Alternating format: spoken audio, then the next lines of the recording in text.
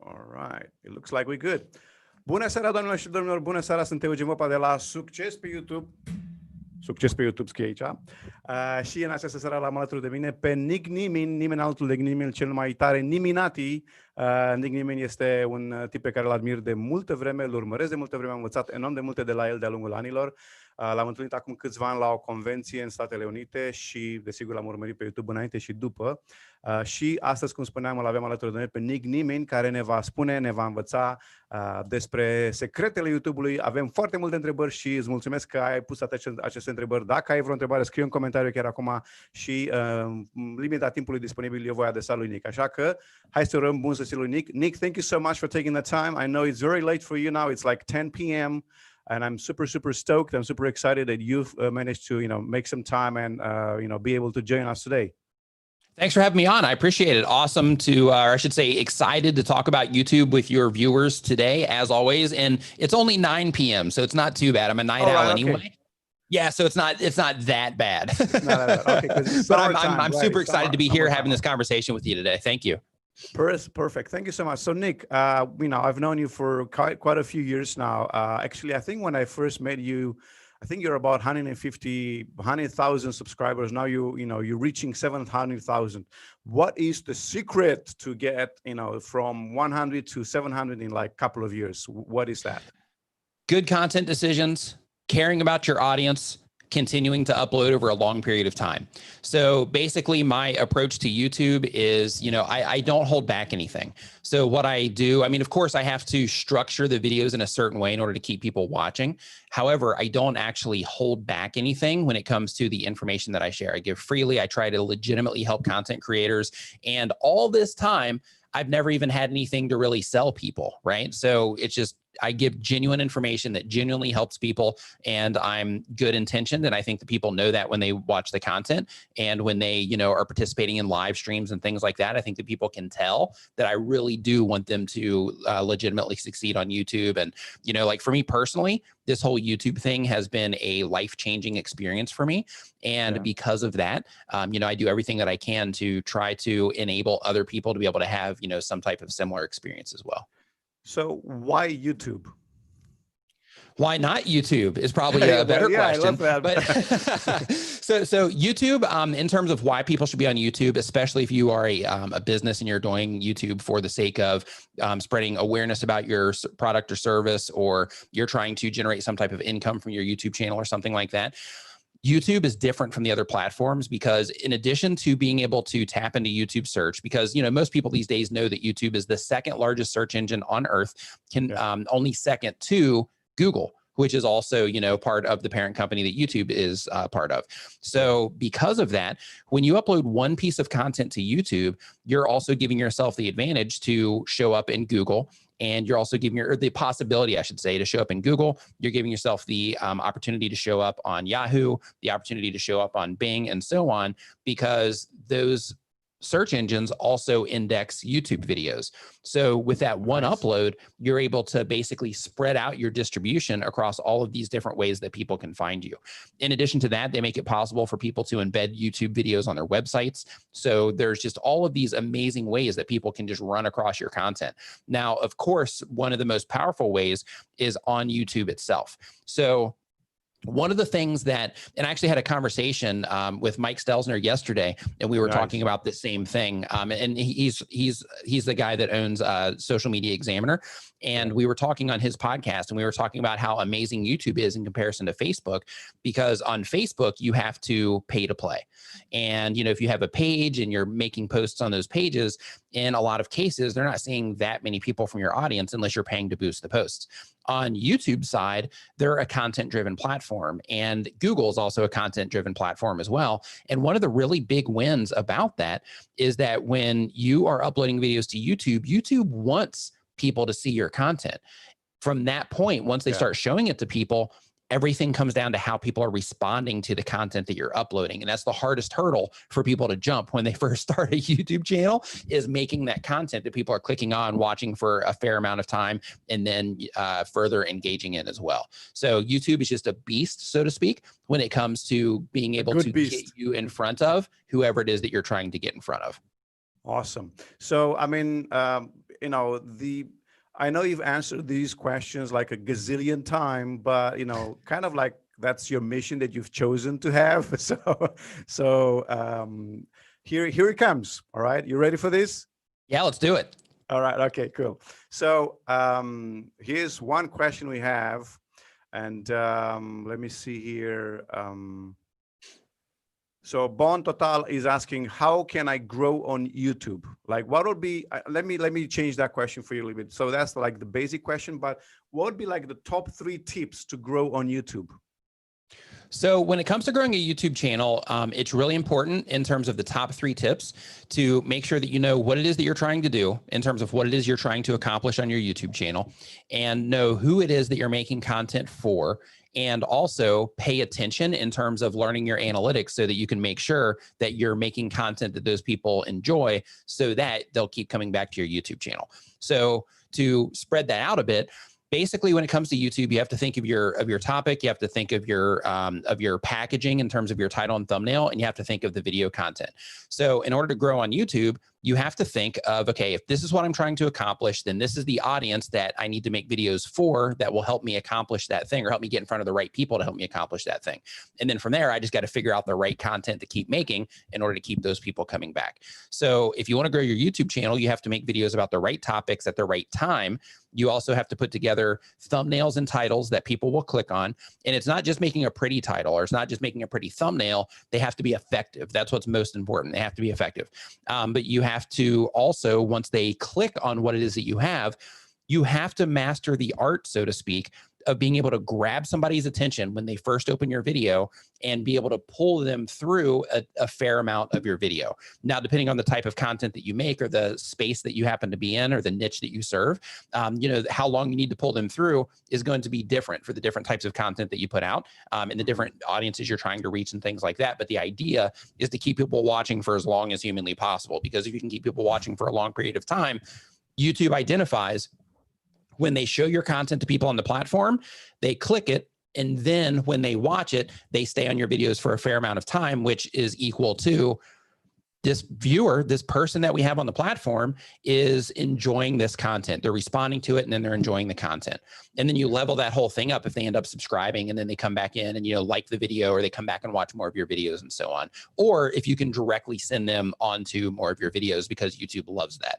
But the big idea when you're trying to grow your YouTube channel is you just have to make sure that you stay really laser focused on serving a particular audience so that you can speak their language. When you're putting your thumbnails together, you can make sure that you are using imagery or elements in your thumbnails that that particular audience responds to. When you're writing your titles, you can use language that makes sense to the people that you're trying to reach, to where they can clearly identify that your video is for them, right? And then when they actually come into the video, because you know who it is that you're making content for, then you can cater everything it is that you're doing in your video towards that audience in terms of the type of content that you're putting out. Even if you're doing animation or gaming content, it's still about who is it that I'm trying to reach? And that's going to impact all the things that you do. It's going to impact the music that you're using in your videos. It's going to impact your set design if you do talking head content. It's going to dictate the pacing of your edits when you're putting your videos together. It's going to also dictate the specific topics that you go after as well. So knowing who it is that you're trying to reach is a critical key element with growing a YouTube channel. Now, don't get me wrong, without question, you can luck out. You can just you can start uploading to YouTube, and you can have a video that for whatever reason, people respond to it, and your video ends up doing great, and you do a follow-up video, and that video ends up doing great. And for whatever reason, you just have this natural knack to it. But most people, almost everybody, they don't have that. So because of that, they have to go through the process of learning how to develop those skills and learning how to do simple things like, you know, identifying that audience that I was talking about a second ago, learning how to put thumbnails together that will actually grab somebody's attention, because just using an image isn't enough, right? I mean, it could be depending on the type of content that you have, but it's what you focus on in that image. It's the specific image that you choose to represent that video. Same exact thing with your title. You know, people go to school to learn how to do do copywriting. So when you're writing titles, all you're doing is you're copywriting. You're thinking of the audience that you're trying to reach and how you can get them to respond and resonate with what it is that you're doing and identify what it is that you're doing. And because of that, when you are putting your title together, you have to, if you're new to YouTube or you're new to writing titles and using text to grab attention, you have to go through that process of learning how to do that. How do you write something out that will cause somebody to actually click on it, right? And then from there, then the real hurdle happens, which is, how do I actually keep people watching my video? When my video first starts, people are leaving. Why? And then you go through that process of learning how to actually make content that people respond to. That's why on YouTube, you'll see people that'll start a YouTube channel and, they'll have some struggle going on, right? They haven't developed these skills yet. They're still at the very tip of that iceberg. But then as their skills start to improve and their understanding of YouTube and the platform and their audience starts to improve, so does their content, which then in turn helps them create a stronger back library of content and create new content that a certain audience is going to respond to. And then as that good, solid content library grows, that's when a channel really starts picking up, because then if somebody comes into your channel today and they watch a video, YouTube identifies that they enjoyed your content, then they're likely to show another one of your videos from your backlog to that viewer somewhere else on the platform in the near future. And then from there, it again comes back down to you having the ability and developing that skill set of learning how to get them to click after they have watched your video, and then YouTube presents them another one. And that's why it's so important to make sure that you're serving a niche, at least when you're getting started, but that you're serving as a specific niche or niche, so that you can make sure that whatever content YouTube recommends to them is going to be relevant to the things that they are interested in. So awesome. So so when it comes to YouTube, another thing, if you're wanting to grow your YouTube channel, is a lot of content creators will think that YouTube is all about them. And it is in a way, because you want to make sure that you're making content that you care about, and you want to make sure that you are, doing the things that are of interest to you, because if not, then it's going to become a job, and it's going to become something to where you're not going to look forward to doing it all the time, and then you're going to quit. So there's that side of it. But on the flip side, at the end of the day, it really comes down to the viewer, because if you're not making content for viewers, then you can't complain if you're the only person watching that content, right? Yeah. But if you're making content for a specific audience, then you can learn over time how to get that audience to respond. Wonderful. Thank you so much for this, Nick. I'm going to say a few words in Romanian. Oameni buni, după cum vedeți, Nick este full power aici. E greu de oprit odată ce l-ai pornit cu răspunsurile la întrebări. Dacă îți place acest conținut, nu uita să te abonezi la canal și să dai click pe clopoțel ca să fii notificat ori de câte ori postez videouri noi. Și de asemenea, dacă tot ești interesat sau pasionat de YouTube, poți să distribui linkul acestui live ca informația să ajungă la cât mai mulți oameni. So, Nick, we've had a few questions. I mean, we have a gazillion questions, not a few questions, but one of the questions that popped out was from Maps, who is one of the, I think he's the forerunner of YouTubers in Romania, basically teaching people in Romania on how to grow with YouTube. So Maps SEO, he's a Nimminati, he's a self-declared Nimminati. So he's asking, how can you create stories with talking head videos? What you have to do when you're using talking head videos is you have to think of, one, is a story really appropriate for what it is that you're doing? And two, if it is... I misread the question. So the question was, how can you make storytelling with videos where you have talking heads? That was the real question. Oh, okay. Yeah. So you have to think of what's a right fit for the viewer. So for example, if you're doing a talking head video and you're just doing commentary, then of course you would want to use the same basic story arc concept that you would if you were making any other type of, video, vlog, anything like that. But if you're just doing things like, hey, I'm going to show you how to do this specific thing, and you're doing like tutorial or how-to type content, in that particular case, then it's more of that story journey is more about, you're starting here, you're going to have a transformative experience as I take you through this particular process. And then by the time this video is complete, then you're going to have that, climax or conclusion of the video itself. So it's not necessarily that you have to intertwine like a whole other side story into what it is that you're going to be showing people if you're just doing like tutorial or how-to content. Now you can, without question, you can do the whole thing to where, maybe you start to show somebody something and then you talk about this conflict that you have. Now, typically when you're editing in Adobe Premiere, a big problem that you're going to run into is this particular thing, but I'm going to show you how to actually get around that as we continue through this tutorial. And then you kind of take people through how to overcome that particular obstacle, just like you would in a story. But you can, kind of intertwine things that way if you like to. But really, like when I'm watching a YouTube video on just learning how to do something, like I don't care about the story. What I'm there for is just learning how to do something. If I'm trying to get information, that's what I care about. But when it comes to, like vlogging and, that sort of thing, then in that case, it's a totally different ballgame, because what you're doing there with vlogging, animation, anything to where storytelling is like really ingrained, then in that situation, you have to lean on storytelling just for the sake of making your videos more watchable, so to speak. But when it comes to the talking head content, some of it, sure, you can intertwine it, but a lot of it, I don't even think it's necessarily needed. Now, in terms of your personal story for that deeper connection with you, that stuff is going to come out, through videos as you make them. If you share little personal anecdotes, you can put a trailer on your YouTube channel page that tells a little bit about you and why it is that you do what you do. You can have your About Me page on your YouTube channel that does a similar thing. Of course, if you have a personal website that you occasionally direct people to, they'd be able to find out more about you and your passions and why it is that you do what you do and that sort of thing, in order to create that deeper connection with you. But in terms of the storytelling part of a video itself, I think for a lot of talking head content, in terms of, if you're doing, how-to or instructional type of content, or even commentary, really, I think commentary, I guess it would apply a little bit more. But in terms of like how-to and any type of tutorial content, I don't even think that it's needed in a lot of cases, which I know is a little bit against the norm in terms of what people think. Yeah, absolutely. Super. So here's another question. It's about tags and hashtags. So let me see, where did I see this question? I want to, give people names. So we have a question from Top 5, and the question is, do hashtags help us with anything or not? And then we had another question about channel tags, so the first question was, do hashtags help with anything on YouTube? And also, do channel tags, how well do they help us grow with our YouTube channel and YouTube videos?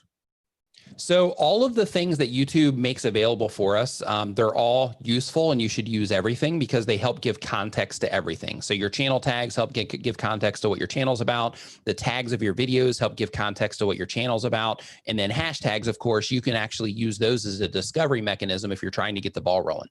And what I mean by that is, with hashtags by themselves, I'm just going to categorize them in a different area. With hashtags by themselves, they're clickable links. So because of that, people can click on those, and then that will take them to a results page of content that has also used those hashtags. Now, if you're a new content creator and you're trying to get more attention to yourself, when you're using those hashtags, then what you're doing is you're able to tap into an additional traffic source on YouTube for the people that are interested in that particular hashtag, and they click on it, and then they look for other videos to watch when the results present themselves. Now, if you have a more established channel, then in that case, you can dominate a hashtag, or you can make your own hashtag to where it kind of curates your own content as you're doing it. But other people will notice that, and they'll start trying to tap into it.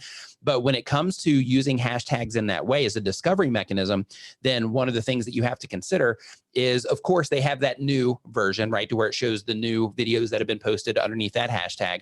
But in addition to that, they have those top ones that they feature.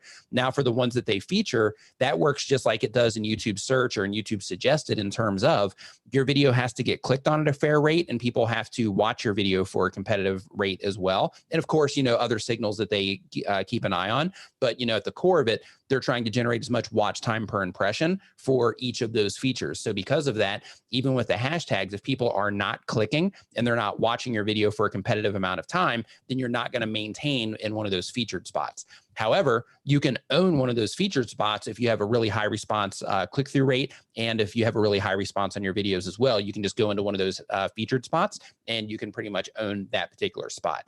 And you can target hashtags in that way. So that's one of those situations to where you'd be creating a small advantage for yourself, but it's not something to where it's going to be a game changer for you necessarily. Now, when it comes to tags and hashtags, one of the things that YouTube also does is they also create these relationships between videos based on, the metadata around them and the topics of the videos and things like that. So one of the advantages that you do give yourself there when you are using hashtags of other creators and you're using tags not of other creators' names, that's actually against the community guidelines. But if you're using tags that are telling more context of what your video is about, but they're similar to other content creators, then what you're doing in that situation is you're creating this relationship of sorts between the content to where YouTube is identifying, or they do identify that these videos are set up in similar ways, they're topically related, and because of that, they can help them get suggested and recommended to similar audiences. Mm-hmm. Okay, understood.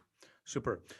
We have actually, I have another question related to hashtags. So if you are a new channel, you don't have a lot of videos, should you rather use hashtags so you get in the pool with other YouTube creators who are banking on the same hashtags?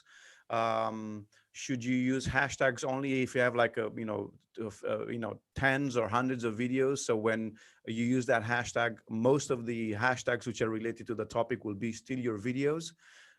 So these, like two questions. And the third one related to this is, should you use hashtags or should you use location to show up on top of the video when you publish a video? So I'll work those backwards. So on the location side of things, only use that if you're targeting something local, or if you're doing like a landmark or something like that. Let's say you're a vlogger and you go to a particular landmark. In that case, use the location. But if you're just doing something, or if you're a business, if you're an architect and you're targeting a local area, then in that case, or a real estate agent, then in that case, using the local tag can help you show up to more of those people. However, if you are not doing that type of content, I wouldn't even worry about using the location tag. Now, in terms of the hashtags, it doesn't matter. Like, I want you to think of each video that you upload as its own standalone. So instead of thinking, hey, I have to have 100 videos in order to use hashtags or it would be more powerful, don't even worry about that. What you should be thinking about is, I have this one video that I'm publishing. How can I get as much attention to this video as humanly possible? And is one of those ways using hashtags so that I can show up in the results for this one, either as a brand new video, or if people respond to it, then I might slide up into one of those featured spots. Okay, cool. So hashtags is kind of like pinching your way forward with every little ounce of, trick you can pull out of your sleeve. Yeah, it's just another discovery thing, like for example, on YouTube, you have search traffic that you can tap into, you have suggested traffic you can tap into, you have homepage traffic you can tap into, you have the subscription feed traffic that you can tap into for your subscribers. You also have, in that situation, you have the hashtag search results pages as well that you can tap into. So it's just another option that you should be considering when you're publishing your videos, especially if you're just getting started. Awesome. All right. So we have a question from Maggi Channel Valentino. He says, how often should you upload to YouTube? That depends on your time and what you're trying to do. So in terms of your upload schedule, it's recommended that you upload up to, like 3 times per week. Some people recommend 3 times a week, but I try to tell people, like, try to upload at least 1 time per week if you can, as long as the content that you're making supports that. And the reason for that is because you want to get into a rhythm with your YouTube channel, with your content. And by getting into that rhythm, what you're going to see over time is you're going to start to see that your stats kind of go like this, but it becomes something that you can count on, right? Hey, I'm up a little bit, I'm down a little bit, I'm up a little bit, I'm down a little bit. And it creates this nice rhythm with your YouTube channel. But at a higher level, it also keeps people coming back to your channel on a regular basis, which is just something that YouTube loves. And when you're putting out content every week, it also gives that new, fresh content that YouTube gets to try to promote every single week, or that they try to bring attention to. I won't even say it that way. It's not that they try to promote it or bring attention to it. It's new content that they test against audiences to see who responds to it. So it gives you more opportunities every single week to have videos that people do respond to. And when they do test your videos against audiences and people respond to them, that's where they start showing them some of that content from your back library as well. So the big advantage of uploading on a weekly basis, or even a few times a week, is that you are fresh in viewer histories. You're at the top of mind for the people that are already into what it is that you're doing. And you're giving YouTube all of the fodder that it needs, so to speak, to keep testing your content in front of a bunch of people on the platform. Awesome. All right. We got another question from Top 5, Top Chinch. She says, what are 3 tips to keep audience to your, in your videos for, to keep your audience watching your videos for longer, basically? That would be like the question. So when it comes to audience retention, the very first part of that is you have to make sure that you're thinking about what it looks like from the outside. And what I mean by that is when you are looking around YouTube and you're looking at YouTube videos and you're sitting there on your phone, you're scrolling through, the thing that stops you and grabs your attention, that's the thing that when you are packaging your videos up in terms of your title and your thumbnail, that thing that stops and grabs somebody's attention, that's the thing you got to focus on. But then with your title and thumbnail and how they work together, you have to think, okay, this person has never seen this video before. So what expectation am I building from this thumbnail and title that I'm using? Okay. Mm-hmm. And then once you think of that expectation that you're building, then in that case, your video has to start delivering on that expectation as soon as your video starts in some way. A really easy way to do this is by simply restating what it is that they're going to get in the video when the video first starts, as long as the content that you're making supports that. If you look at my videos, when my videos first open up, I say things like, I'm going to show you how to do X, Y, Z so that you can X, Y, Z. And we're starting right now. Okay. And the reason behind that is because when somebody clicks on one of my videos, I want them to know they're not being clickbaited. I want them to know that what it is that they're expecting from that thumbnail and title is exactly what it is that they're going to be getting in the video. So that's the very first part, is thinking of what it looks like from the outside to people who haven't watched the video and they have no idea what it is that the video is about and the expectation that you're building. Now, from there, the next step in the process is they click on your video and then they land on your video. So what do you do there? You hook them through what I just talked about, where you build in exactly what it is. You kind of confirm their expectation, and depending on the content that you make, this is where you would add a hook to where you dangle the extra carrot of, and by dangle the extra carrot, I mean, you just kind of lead them along in terms of, I'm going to show you how to do this so that you can accomplish whatever it is that they care about, right? Or so that, so that they can see the final result of a particular thing that you promised in the video. So if your video is about a car crash, then in that case, it would open it up and be like, oh yeah, I'm going to, show you how this car ended up in this particular way. And then, you're not going to believe exactly, what happened before the actual crash. Or that's a horrible example because it's violent, but you get the idea.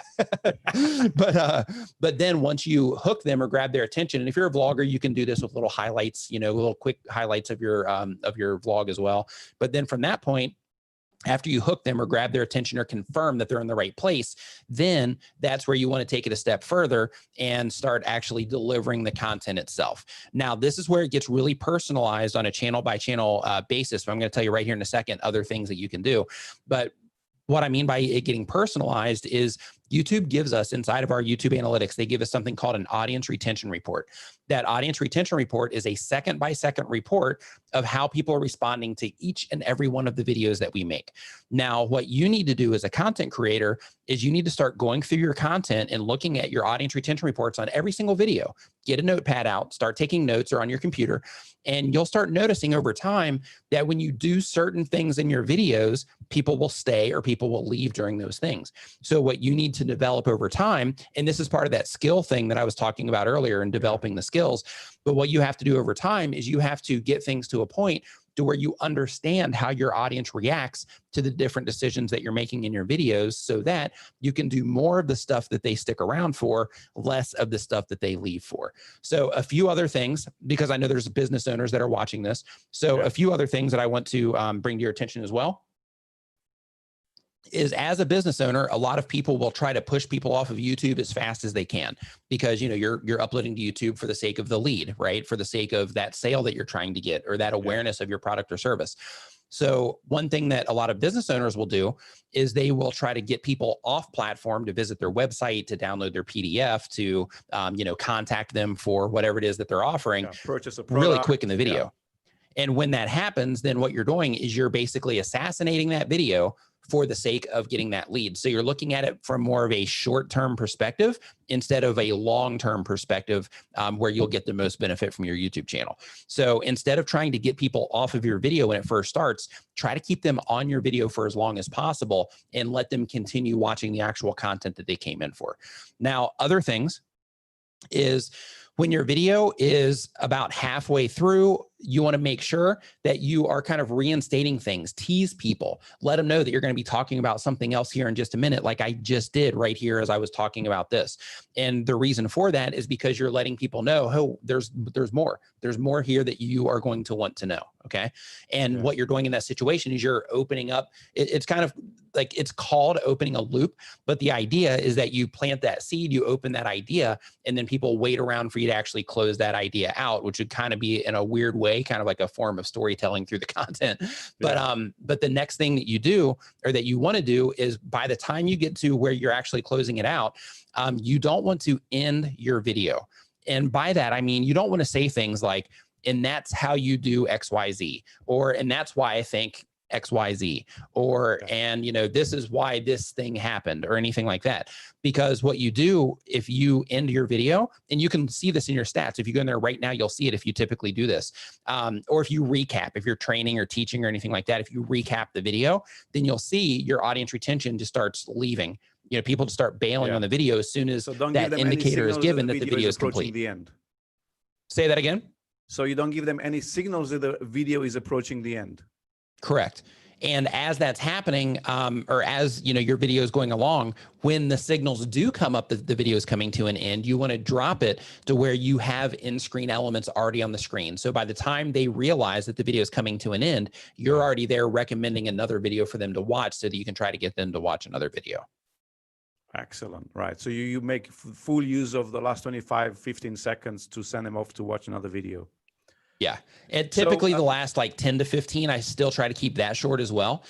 Just for the sake of, you know, like them sticking around the video for a fair percentage as well. That's kind of the idea. But other things to experiment with, just to go ahead and cover them really quick. Other things to experiment with are using graphics in your video, using B-roll in your video, using music or not using music in your video, the pacing of your video in terms of how fast you're actually cutting and editing your videos together is another thing that you want to experiment with. You want to experiment with how often you're on camera versus how often you're off camera. And what you're going to find when you look in your audience retention reports is you're going to start to find patterns based on how your audience responds to what it is that you're doing. Yeah, awesome. Awesome, Nick. Again, a few words in Romanian. După cum vedeți, Nick are foarte multe idei și e tot timpul plin de idei, așa că continuați cu întrebările. Nu știu dacă o să reușim să le adresăm pe toate acum live, dar chiar dacă nu reușim acum, măcar să putem să beneficiem de cât mai multe informații de la el. De asemenea, cum spuneam mai devreme, dacă n-ai făcut-o încă, abonează-te la acest canal de YouTube, dă click pe clopoțel ca să fii notificat ori de câte ori punem câte un video nou. So, Nick, we have another question now from Cristina Maria Ștefan, who says, is there a way or is there a recommended length of a video in order to, you know, grow the number of views and also increase the retention rate? But basically the question is, what is the recommended length of a video? As long as the video needs to be. I know it's not the answer you're looking for, but that's the answer. So when you are putting videos together, it's really important to think of, and this goes through the whole experience that we've been talking about in terms of, you know, making your thumbnails and titles and the actual content. It's really important to think of the viewer experience first, right? So instead of trying to workshop it in terms of, I got to add 3 minutes to my video so that I can hit that ideal length, instead of looking at it that way, think, how can I make this video as awesome as possible? If that means that video is going to be 5 minutes, then make it 5 minutes. If that means the video is going to be 15, make it 15. And the idea is that you are creating a quality experience for people. They're going to appreciate it. They're going to subscribe, and they're going to keep coming back to your channel because you're focused on them having an awesome experience with your content instead of trying to waste their time for the sake of better performance on the platform. Because the better they're satisfied and the more they keep coming back and the more YouTube identifies that, then the more promotion or the more exposure you're going to get on YouTube, because YouTube can identify that when people interact with your stuff, they love it. They stick around, they keep coming back. So just as a heads up, There are videos on YouTube that are 40 minutes long or an hour long. They have millions of views on them. There's also videos on YouTube that are a minute long and they have millions of views on them. So because of that, of course, there's been studies done to where they say, you know, between 7 and 13 minutes is kind of like a sweet spot, but that doesn't account for the specific type of content, the specific audience, the creator, how good they are at putting content together, anything like that. It's just kind of like a number that's spread across a bunch of different content on the platform. So what you want to think about is, how can I just give an awesome experience to the people that are watching my videos? And I promise you, the more that you focus on that, the better everything is going to be on your YouTube channel. Awesome. We have another question from Mapseo, Romania, who says, my niche is similar to yours, so your experience is crucial to me. I'm close to 10K subs, which is 10K in Romanian. He's got a Romanian YouTube channel, so he's doing similar content as you, as Daryl, as Tim Schmoyer. And so he's struggling with making the channel profitable. What should be my next step? Create a course or membership website? So when it comes to making your channel profitable, there's a bunch of different ways to make your channel profitable with this type of content. The first, of course, is you're already monetized on YouTube. And of course, I know already that amount that's coming in is low for the type of content that we make. Two, there is also the consulting side. So if you do make this type of content and you do have an understanding of how all this stuff works and you can offer that as a service to other people, services are a great way to create income off of that type of channel, as long as you genuinely understand the information and you can share that information and you can repeat results with people. Then in that situation, opening yourself up to consulting can also be very lucrative. In addition to that, you do have the option for courses as well. So this entire time, I've been on YouTube since September of 2014. I've never had a course. So I have a course right now that's going to be coming out soon. But all this time, I've never had a course because I just want to bathe people in value. And I found other ways to monetize my channel that have also been very profitable. Yeah. So the course is just going to be icing on the cake. But another thing that you can do as well is affiliate marketing. Affiliate marketing is also something, because as a content creators need all kinds of stuff for their YouTube channels. They need music, they need growth tools like TubeBuddy and Morning Fame and things like that. They need SEO related tools as well, like SEMrush or Keywords Everywhere. They need software like Adobe Premiere or Vegas. They need captioning services like rev.com. They need, all of this stuff as a content creator, like for the people that are leveling things up, right? So because of that, putting together videos that will drive people into those specific things over a period of time, ranking those videos in search. So, or just making a high response video so that it ends up being shown a lot on YouTube. It gets a lot of impressions. Then those videos will continue to drive revenue for you over a long period of time. And the win with the type of content that you make that I've went through is that as your content library grows, because you're monetizing, most of the things that you do, as your content library grows, your income grows as well. Mm-hmm. So that's also a really cool thing, because if you have a video that you made 3 years ago or 4 years ago, like I do, that is promoting a particular thing, like it's still getting sales all the time. And then videos that I put out, 2 weeks ago are still getting sales, or they're getting sales also. So because of that, you create this big, humongous library of content that is constantly driving, like affiliate revenue or awareness about whatever services or products that you have. Another thing as well that you can do in your particular type of content is, of course, sponsorships, because you are influencing influencers. And that's something to really make sure that you're being mindful of. So when you are working out your sponsorship agreements with people, like, you're not just representing yourself in terms of, hey, I've just got this audience. Like, your audience is also a ripple of whatever it is that you're doing, because you are helping other people on the platform get in front of more people on the platform. So as an example, if you have something like, let's say StreamYard, if you have StreamYard or if you have TubeBuddy, then one of the things that is going to happen is you're going to be talking about StreamYard on your YouTube channel. You're going to be talking about TubeBuddy in your YouTube channel. Guess what? Other people are also going to make videos to where they'll show a screen recording. And during that screen recording, they'll have a StreamYard logo down in the bottom of the video, or maybe it's in one of the tabs, up at the very top of the screen on their browser. Or on that, they'll be live streaming. And their audience will be like, oh, wow, your stream looks great. What are you using with that? and they'll be like, oh yeah, I'm using StreamYard. You should check it out. It's easy to use, blah, blah, blah. So because of that, what you're doing is you are creating this, ripple effect of sorts through your audience into additional audiences that are reaching even more people as well. So because of that, your sponsorship arrangements that you work out can also be very beneficial for you, because, your audience is extremely valuable to sponsors, for the right sponsors. In addition to that, other things that you can do as well is you can build your own personal products. So as an example, and I'm not saying this to promote, but since you asked, of course you have shameless to. plug. Come on, dude. This is going to be the first. But I also have my website, tubertools.com. That's a front end store, and it's a membership site to where people pay every month into it. That's a win. I also have a iPad planner at padplanet.com. That's another product that I created for people with iPads. It helps them plan out their video content. And, both of those things, Tuber Tools generates the most, but I still generate sales on a regular basis on Pad Planet as well. And those are just extra things that I've created to bring attention to, or to basically create assets of things that, my audience can use. So because of that, there's a lot of different ways that you can monetize what it is that you're doing. Super cool. I'm just putting Tuber Tools in chat here right now.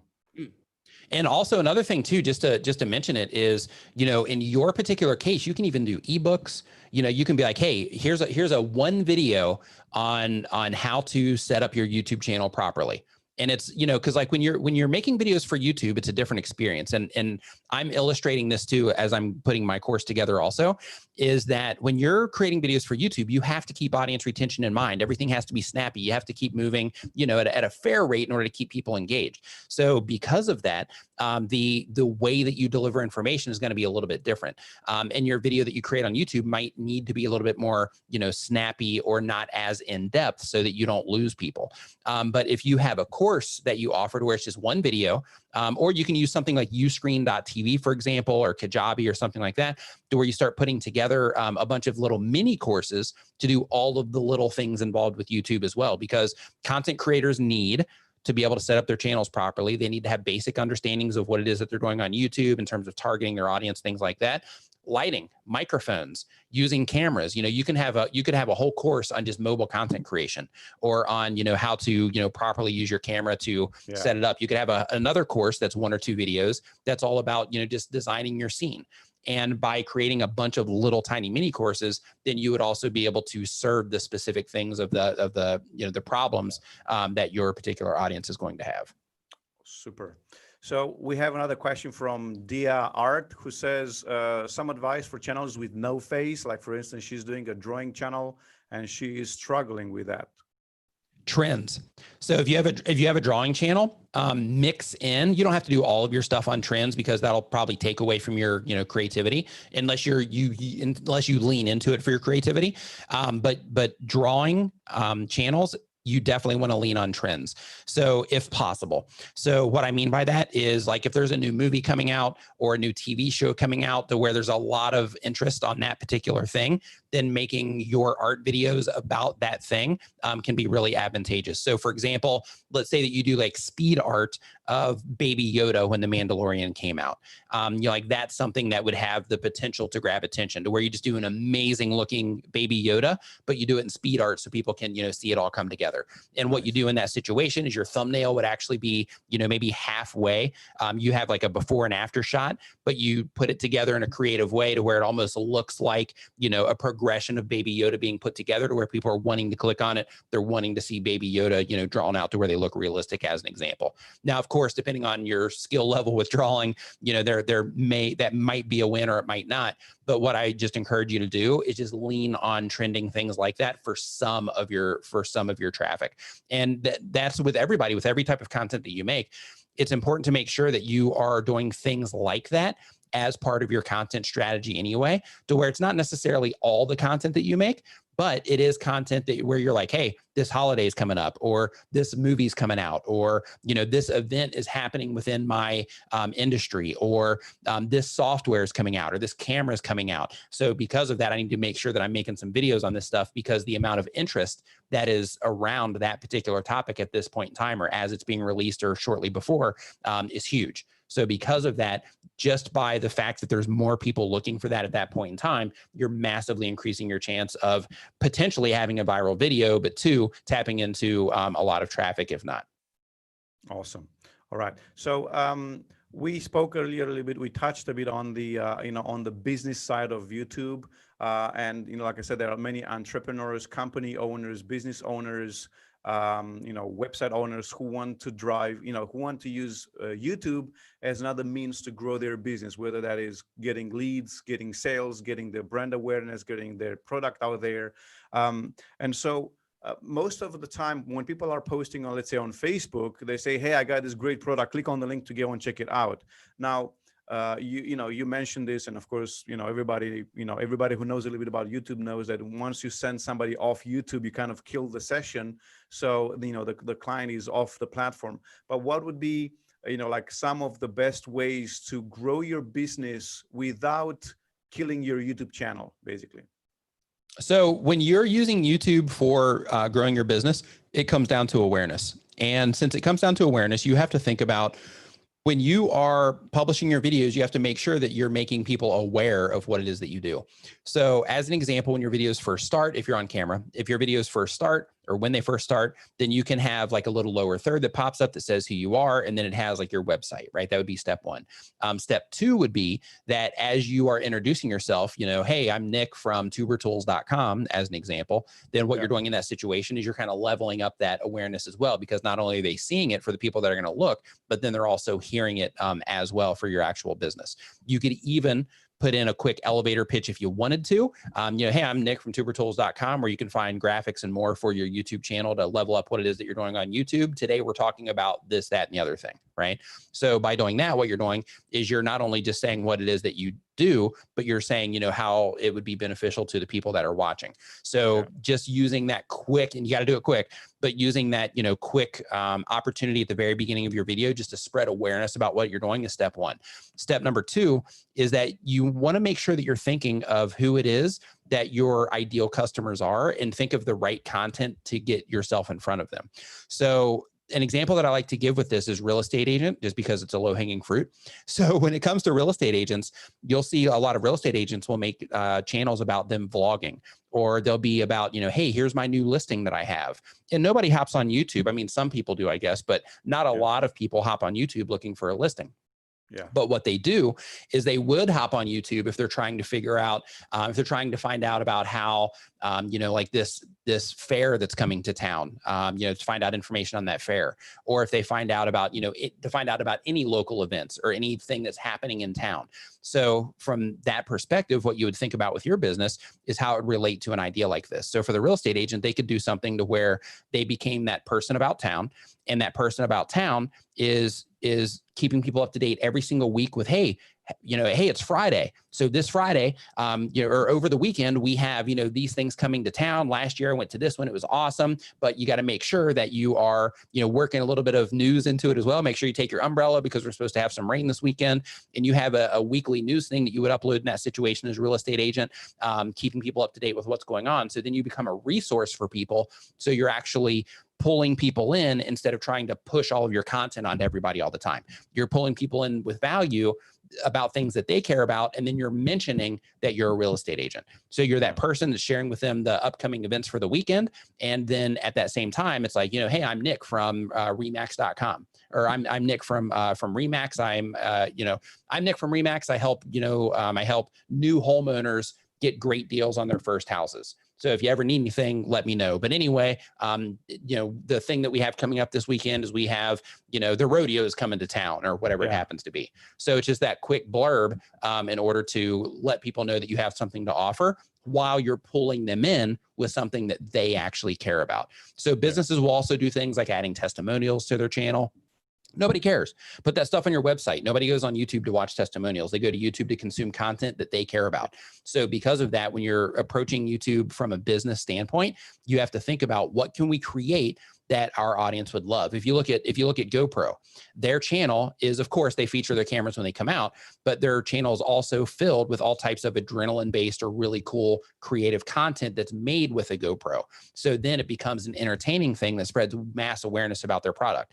If you go to Red Bull, for example, their stuff, they're highlighting, like all the crazy stuff that they sponsor and all of that. So it's also value-based content for people that like to watch that, but it's on the Red Bull channel. There's Red Bull, stuff all over the place when they are actually recording the footage as well. So when it comes to that side of things, it's more about the value that you're offering to the people that you're trying to get in front of, instead of how do I just throw my business at people all the time. Now, of course, you can throw your business at people all the time, but you still have to wrap that around the value that they would get from what it is that you're actually doing. And a quick side note as well. Yeah. Make sure you always put links to your business in your video description.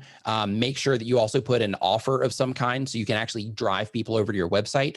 Also, make sure you put it on your About Me page so that you can also put it in the top of your channel art as well for desktop users. Make sure that in your end screen, once you cross the 1,000 subscriber milestone and 4,000 hours of watch time, you have an option to put a clickable link in your end screen as well. Do that. You have the option to use the cards for that as well, but I wouldn't. I would just put it in your end screen for the people that make it to the end of the video.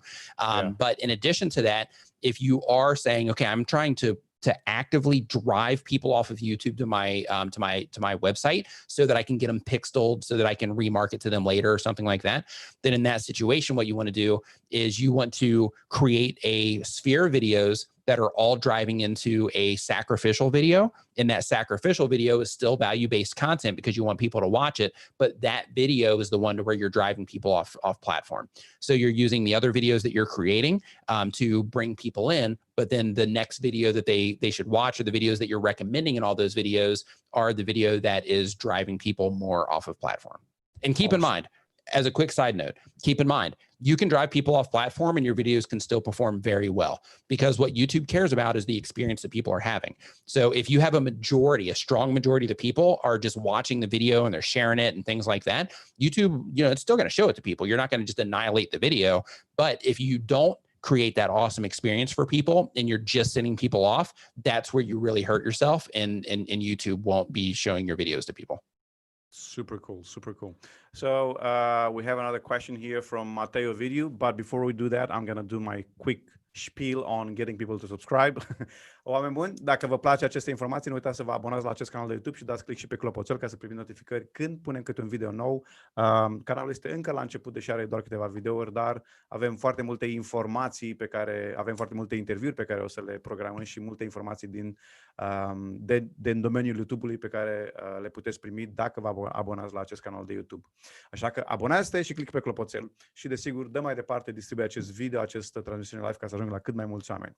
So, Nick, we have a question from Mateo Video who says, what is the number one thing that you should focus on when you're at the beginning? Is it SEO? Is it video quality, charisma, hop on trends of your niche? I know they're all important. What is, in your opinion, what is number one? Skill development.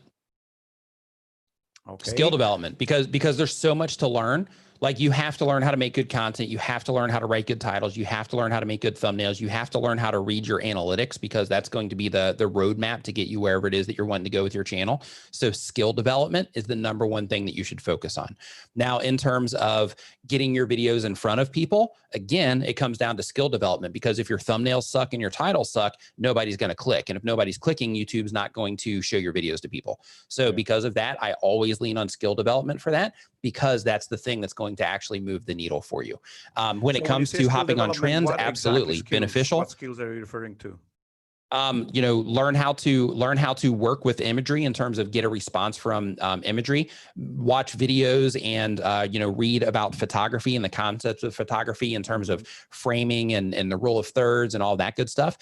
You also want to consider watching design videos, and the reason for that is because if you are going to use text in your thumbnails, you got to make sure that the way that you're structuring your thumbnail, it's all done in a pleasant way, so that it represents you well, but it's also crystal clear to be able to draw somebody's eye, which is a really important part of design, to be able to draw someone's attention to what it is that you want them to focus on in the image. In addition to that, watch a lot of videos and read a lot of blogs on copywriting as well, and psychology as well, in terms of sales and that sort of thing, for how to get people to actually respond to things.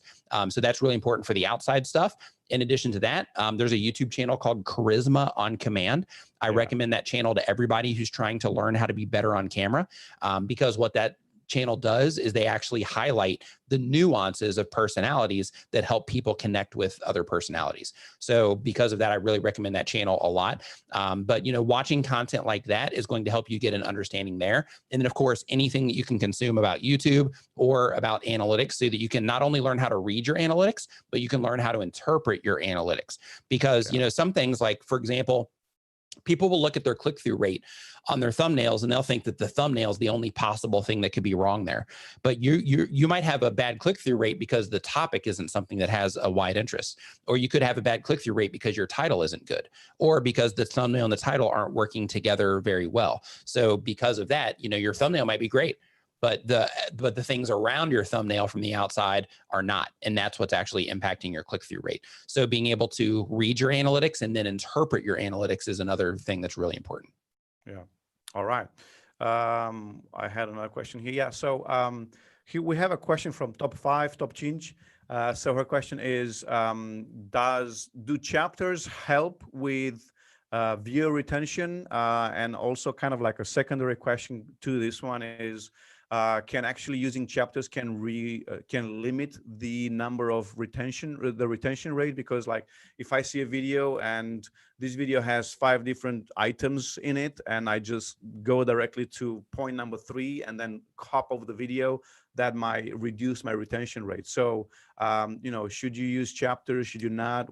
Is chapters a way to actually reduce retention rate rather than growing it? This is the question. So when it comes to chapters, I don't have enough data yet to give like a real solid answer on that one. But one thing that I can tell you is that it's important to just consider the viewer. So what I was saying before in terms of the viewer being the most important thing when it comes to YouTube, and when you're making your content, you should always think of the viewer first. The reason for that is because YouTube cares about the viewer experience. So if the viewer goes straight to the thing that they care about the most in your video, then that's probably, and I don't have any data for this yet, but I'm just guessing while I'm working on it, but that's probably going to end up being a really good signal to YouTube that you're making it easy for their viewers to find exactly what it is that they want from you. So because of that, I'm going to lean on the chapters are probably going to end up being a really good thing for content creators, even though it's going to cause your audience retention to look, you know, a little bit crazy at times, but it's also going to help you because like when you put together a video, let's say that you have your video divided up into 10 different sections. Well, if you notice that a majority of your audience is going towards one section of that video or 2 sections towards that video, then you can over time start to identify the things that people really care about. And then you can start catering your entire video to those things that people care about. So instead of it being 1 or 2 things, then in that case, you know, you start making it to where all 10 sections would be things that they would care about, right? Because you would develop that over time. So I'm leaning on that it's going to end up being something awesome, but I don't have, you know, any data for that yet. But maybe next time. All right, so we'll do it next time. You know, you said it, it's live, it's being recorded, so people will hold you to that for sure. Sure. All right. So here's another question, and I know we're approaching up the hour, so you let me know, you know, if you want to cut it short or not. But here's another question from Impact DIY. His question is, how important are live videos for a channel? And what do you think of live videos without a lot of voice, but a live video where I'm showing you stuff like, you know, do-it-yourself channel, type of channel? So live videos can, how important is live video, and how if live video can help a do-it-yourself channel where you don't have a lot of voice? So when it comes to live video, I'm an advocate for live video because live video is a great way to create a strong community around what it is that you're doing. Videos can do that too, but if the type of content that you make supports that to where you have people come in and interact and they'll actually hang out and watch for a while, then in that case, live streams can be very beneficial. Now, if you're putting up live streams and nobody's responding to your live stream in that situation, then you can end up kind of working against yourself, because then you're putting out videos and people aren't responding to, or you're putting out streams and people aren't responding to them, which is against what YouTube wants. So when you're putting your live stream together, what I recommend is that if possible, with the type of DIY content that you make, I recommend that you think of, how can I make this live stream as good as possible for the replay? Because if you can make it good for the replay, then of course you're going to make it good while you're actually streaming. But a big impact that's going to happen with that stream and how it's going to affect your channel is how people respond to it when it's presented to them after the stream is finished. So what I mean by that, an example that I like to give so you can actually see it instead of me just telling you, is there's another channel that makes content similar to mine called Video Influencers. And on the Video Influencers channel, they have a completely different type of live stream than I do. My live stream is more of a hangout, right? I stream for like 3 to 6 hours at a time, sometimes 7. And because of that, there's just tons of random information shared based on the questions that people ask me in the streams. Whereas the Video Influencers live stream, and I got to say that mine, it's jam-packed with great information, but for the replay, for somebody that's never been introduced to my content before, it's not fantastic, right? So mine's used for community building. Topical, yeah. So when it comes to the Video Influencers version, their live streams are typically based around one topic. They'll interview somebody and they'll talk about that topic for a majority of the stream. Now, of course, they have a little bit of hangout to it as well in terms of some interaction with the audience, but the entire thing is based around one topic that a viewer would care about. So because of that, they're able to title it and they're able to package it totally in a way that makes it great for the replay in terms of the expectation that's built, like I was talking about before. And when people click on it, they can identify right away, like, hey, I'm going to get exactly what it is that I came in here for. Where mine, it might take them 5 minutes before they actually start getting into any real content. With me, shouting everybody out and, doing the whole hype thing that I do when my streams first start. So because of that, it's important to make sure that you're structuring things in a way based on what you're trying to accomplish. So in their case, they're doing that for community building, plus they're doing it for the sake of the replay value so that it can be, an extra piece of content that's going to live a long time on YouTube. And their views on their live streams reflect that. Where mine, on the other hand, it's more of, hey, this is great in the moment. And for the people that do really want to learn what's up and they want to go and watch the live streams and they want to listen to it kind of like it's a podcast of sorts, there's value there, but it just isn't that great in terms of the replay because there's just such a variety of topics. There's no real direction with every live stream. So it's important to think about that. Now, in terms of if it's going to hurt or help your channel, one thing that you have to think about is when you are live streaming, it's important to think about why people come to your YouTube channel. If you are a large creator, if you've got, hundreds of thousands or millions of subscribers on your channel, there's going to be a large chunk of your audience that's going to just love to hang out in your live stream and just participate just because you're there, right? And that's their way to interact. So if you've got millions of subscribers, like Linus Tech Tips, for example, his live streams just get crushed because people love him. Dr. Disrespect that just did a live stream. He got like 300 and something thousand concurrent viewers on his live stream during that episode that he had last week. But, in a situation like that, you have these huge audiences, then you have that and it's not that big of a deal. But if you're doing a hangout, but people typically come to you for your tech content or for your DIY content, but you're just hanging out, talking about you and your life and interacting with your viewers, then the value that they're getting isn't there as much. So because of that, I recommend that you just think about, this is what people come to me for. How can I incorporate this into my live stream? And in your case, it seems like you're on the right path because you're saying that you make DIY content and you're asking if you do a DIY live stream where you are interacting with your audience while you're working on something, if that would be good. I think it would definitely be something to experiment with. And on that note, I do want to say for everybody watching this, that when you have ideas and you're trying to figure out like, man, I don't know if this would be a good fit or not. I don't know how people would respond. Test it. Yeah. Don't discount it just because it's like, well, this person said that maybe it won't work, or, I talked to a buddy and they said they don't know if it would be good, or I asked in my community feed and a majority of people said that they wouldn't care for it. Try it anyway. And the reason for that is because sometimes you'll put out content to where against all odds, it'll seem like it might not be the greatest thing to do, but it'll end up being the stuff that drives your channel and the people that people really love you for. So because of that, it's important to experiment when you do have ideas like that pop up. Awesome, Nick. Nick, we just came up to the hour. It's up to you. If can you still hold on, or we can take a couple more. Absolutely. Yeah, let's take a couple more. All right, let's take a couple more. Okay, perfect. Thank you. As long as you have the time, let's take a couple more. Let's say three more. Let's say 3 more questions. All right, 3 more questions. Perfect. All right.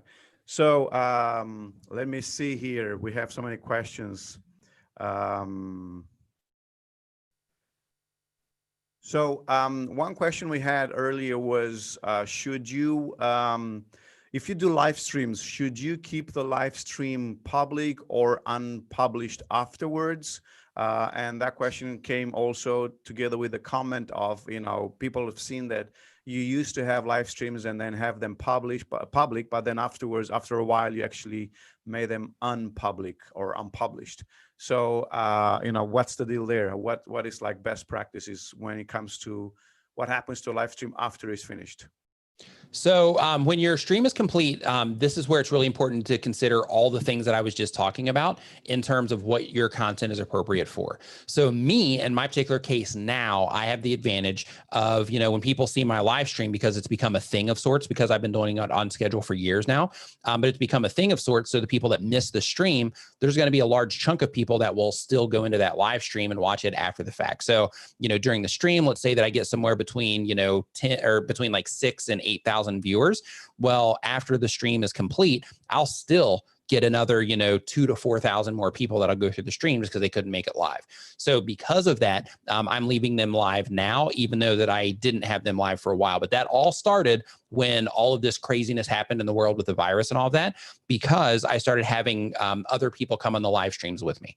And since other people were on the live streams with me and they were committing some of their time, I also wanted to make sure that more people were exposed to them and the information that they had to share. So I started leaving those on there. And because of that, I was like, you know what? People are responding to these anyway. Channel's doing fine. So because of that, I'm just going to continue to leave them on for, for the foreseeable future until I notice that it is, if I notice that it does start causing a negative impact out of nowhere. But, for most of the time, my live streams have always been live on my channel, but I did have a blanket of time or a period of time to where I took them off. And the reason for that, my logic was because if somebody goes to, or if somebody's never been introduced to me before, I want my best content being presented to them, not my live stream content. Because my live streams are awesome, but they're not as good as my video content in terms of the value, because the value in the live or on the video content, it's instant. Whereas the live streams, it can take a while and it's kind of all over the place. But the video content, there's tons of value there and they can immediately see that. So that's the stuff that I want getting recommended to people more. But as long as people keep responding to the live streams now, then I'll keep them public on my channel. And another thing that I did as well is I made that part of my members only things for a while also, to where I would make them available to members only also, to where the members would be the only ones getting the replay. But now they're just open to anybody again. Awesome. All right. Should you use other platforms like social platforms to drive traffic to your videos on YouTube? Is that a good policy to use to grow your YouTube channel? I can tell you from my own experience, if I publish on a video on my YouTube channel and I don't drive any traffic to it, it's gonna perform at the same or maybe sometimes even lower average view rate compared to my entire channel. But if I drive traffic to it when I publish it, like premiere it and then bring attention to it, then it's going to be higher curve and it's going to stay that way even weeks afterwards. So should you only publish basically just on YouTube, or should you make use of all the resources you have at hand to drive more traffic to your videos? That's a great question, but it's also a very technical one. I'm going to tell you why.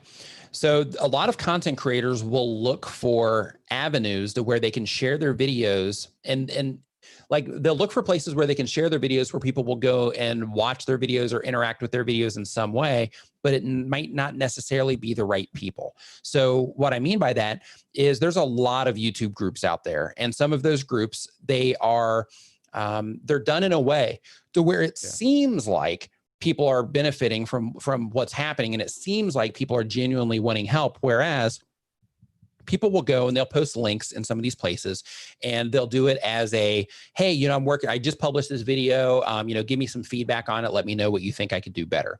But they posted it in a YouTube group. So they're posting it in front of a bunch of YouTubers. They're not posting it in front of people that actually care about their content. So because of that, what will happen is you'll have a bunch of people go into that video.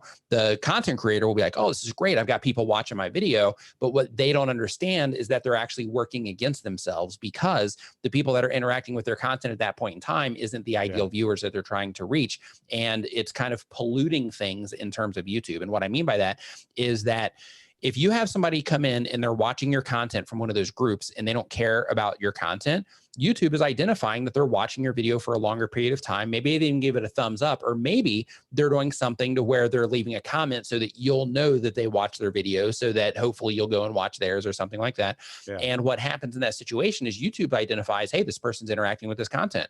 So because of that, let's see if we can find somebody else or other people that are also interacting with this channel, that's interacting with other channels that this other person likes to watch. So then they start sampling some of those people, but because this person isn't genuinely interested in what it is that you're doing, they're showing your content to the wrong people. They're not responding to it. Your click-through rate's getting driven down. And if people do respond to it, they're not even watching it for a fair amount of time because they don't even really care about what it is that you're doing. They just happen to click on it because maybe you made an awesome thumbnail or title, but they're not actually interested in the content.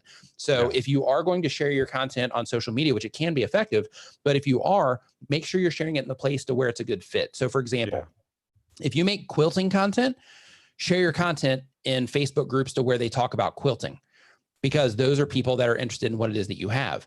Share your content on Reddit in subreddits that care about quilting. Whereas if you're making content about quilting, you don't want to share that in a YouTube group, because a lot of, I think I'm safe to say that a majority of YouTubers probably don't care about quilting. So because of that, those people that are going in and watching your content, they're doing it for the support, not necessarily because they care. Same exact thing goes to sharing your content on your own Facebook feed, because your family goes in there, your friends go in there because they want to support you. But in a lot of cases, they're probably going in there and they're clicking on your video, they're leaving a quick comment, and they're getting out of there and they're going on with the rest of their life because they think that they're supporting you, but in what they're really doing is they're actually harming your audience retention because they're going in there and they're interacting with your video. They're hitting and bouncing, and they're also, if they do watch it because they're wanting to support you, then that's another one of those scenarios, like the original one that I gave, to where they're sending like the wrong signals really to YouTube in terms of who's a good fit for your content. So if you do share your content elsewhere, just make sure that the people that you're sharing it in front of are a really good fit for your content, because if they are, then all you're doing in that case is marketing. But if they're not, then in that case, you're actually working against yourself. Same exact thing goes for any sub for sub or any type of view exchange or anything like that. Watch for watch is no good. Yeah. That was short. Yeah. Killer. Yeah. You don't want to participate in any of that stuff. Yeah, absolutely. Absolutely. All right. Awesome, Nick. So the last question we have is from Mateo Video. It's, what's the best way to promote your videos on your channel or your channel with paid advertising? And I would add to this, if you should pay advertising to promote your video channel. Is it YouTube ads? Is it in-stream, discovery, Facebook ads? Do you even recommend Facebook, paid ads for your videos or for your channel? So when it comes to promoting your YouTube videos on the platform, the very first thing that I recommend is you don't run ads of any kind until you learn to get an organic response. So what I mean is that if you can't get people to click on your videos and watch your videos organically on the platform, there's no amount of money that you can spend that will make your videos perform, because it's based on human response. Sure, you're going to get in front of some people, and sure, they're going to, just based on volume, some of those people are going to click on it. If you run like discovery ads, for example, some of those people are going to click on it. And then when they click on it, maybe some of those people are even going to subscribe. However, the important thing to take away from this is that as soon as you turn off ads, then everything stops. And the reason for that is because all those people that you just ran that ad in front of, all those people that you got to subscribe, as soon as you stop advertising, then you still haven't developed that skill of getting them to click on what it is that you're doing and getting them to watch your video. So because of that, when your videos are presented to those people who just recently interacted with your content, where YouTube says, or YouTube system identifies that these people would be most likely to watch it at this point in time, then when it shows it to them, they're not responding to it because you haven't developed the skill yet of getting them to respond organically. So first, get people to respond organically. From there, if you want to run ads, you can try a bunch of different approaches based on the type of content that you make.